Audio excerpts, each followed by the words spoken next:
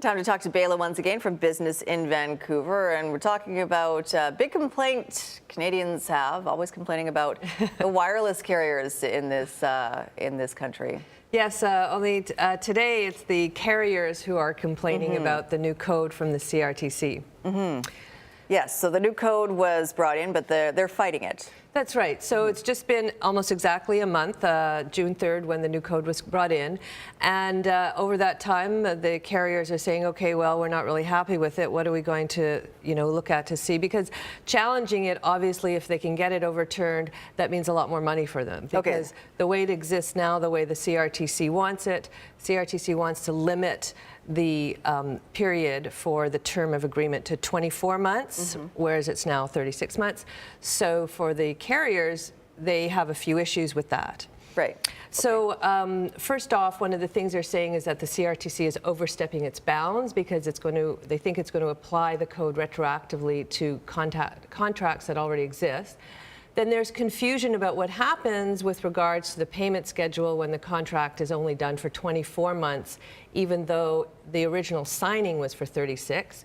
And what they're saying also is CRTC staff themselves are having inconsistent responses, so that when they call and ask questions about how it's going to be applied, there's a lot of confusion. Cellular contracts are confusing already. I don't know if they could really make them more confusing anyway.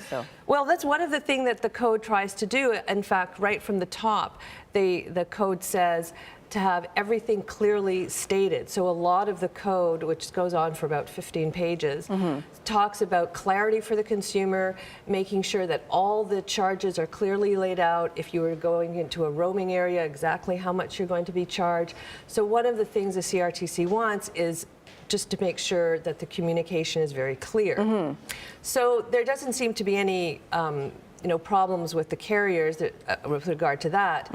Their confusion lies in the fact that what happens between now and December 2nd, when the code comes into effect, if somebody buys a contract. Right.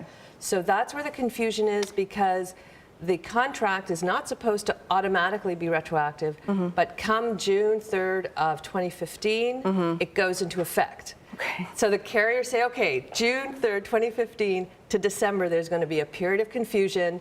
We want to know what's going on. And that's one of the basis of the complaints. It makes me miss the old rotary phones. Even the landlines. That's right. All right, thanks, Bela.